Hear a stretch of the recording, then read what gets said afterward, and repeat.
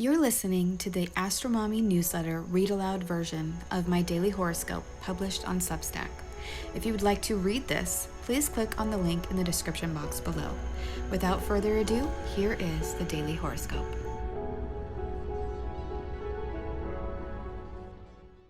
Train workers strike, lovers spat, and the Pop-Tart dilemma. Sun opposite Neptune, Venus square Mars, and the Four of Cups. Daily horoscope for Friday, September 16th, 2022. Welcome to the AstroMommy Newsletter, a daily horoscope that hopes to shine a light in the dark, helping us all see where we've been, where we are, and where we're going. The AstroMommy Newsletter is a reader-supported publication, meaning it only thrives thanks to the generous support of lovely people just like you. The two best ways you can support my work are to share this newsletter with a friend and to consider upgrading to a paid subscription. Whether you're a first-time reader or a long-time subscriber, thanks for being here. I truly appreciate you being in my community. I hope you enjoyed today's horoscope and card reading. Blessings. Good morning, friends. Well, writing the horoscopes the day before is going well. I hope you are all enjoying having the newsletter in your inbox early in the morning. We are continuing to add new products to the family Etsy shop, Metaphysical Flamingo. Now available is the What's Your Sign women's V-neck t-shirt designed by my daughter Kaliandra, the Pi Aquarius. Take a moment to check it out. You can find links to my website to book a reading, read testimonials, or follow AstroMommy on social media at the bottom of the newsletter. Okay, let's get into the astrology. Friday should be very interesting. The moon is in Gemini on Friday, and we start the day off with the moon in a favorable and harmonious trine to Mercury. This transit, in my opinion, will color the whole day. Friday will be a day of conversations and renegotiations, ideas and thoughts going back and forth. Since the moon in mundane astrology represents the people, I think we will hear about many talks in the news. The one that especially comes to my mind is the current negotiations that are going on between the train workers, the train companies, and the government right now. I don't know all the details, but what I do know is that the train workers are not happy with their current circumstances and have made some demands, and have even declared an ultimatum. If those demands are not met by Friday, that's today, then they are going on strike. Apparently, in a late-night session Wednesday night, the president presented a deal that will avert the strike, at least for several weeks, according to a news article by Reuters. The unions still need to vote on the proposed deal.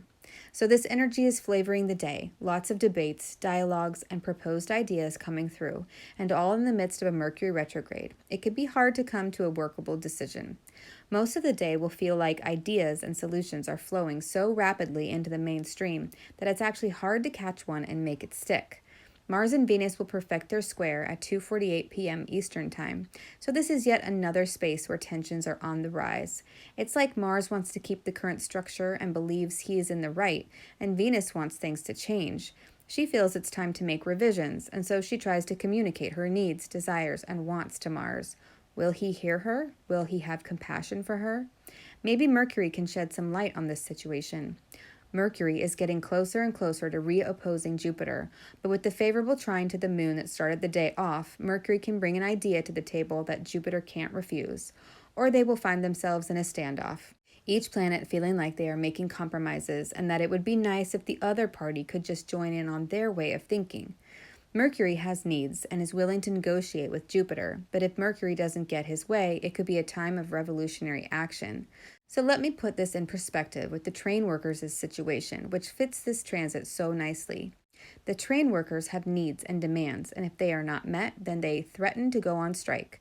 Our government, understanding the gravity of this threat, worked through the night on Wednesday trying to find a solution, since transportation of goods via trains is an important artery in our country's infrastructure, and a train strike would represent a serious emergency situation. I cast a horary on Wednesday asking if the train workers would go on strike, and it seemed pretty clear in the horary that they were not afraid to and were feeling very revolutionary, based on an imminent conjunction from the moon to Uranus. But if and when was a bit harder to tell. It seemed that a train strike depended upon whether or not a compromise between the opposing parties, Mercury and Jupiter in the horary, could be struck. We now know that the deadline imposed by the train workers will have to be extended because of the president's deal, but will the unions accept this deal? Only time will tell. What I did gather from the horary is that it will be at least 2 to 3 units of time, either weeks or months, before a real solution is found. I will be watching this story and making notes on my Horary chart as I am using this situation question as a teaching tool. Either way, there could be a disruption in the normal train operations, which would fit the Mercury retrograde energy so well. So just be aware that this is going on, and a train strike is still on the table if this new deal is not accepted. Hopefully, it will be. Not only is there a Mars-Venus square and a Mercury opposite Jupiter transit in the works, but the Sun and Neptune perfect their opposition tonight at 6:20 p.m. Eastern Time.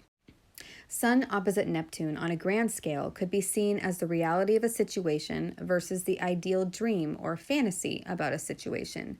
There could be people in authority that see things a certain way and want to tell it like it is.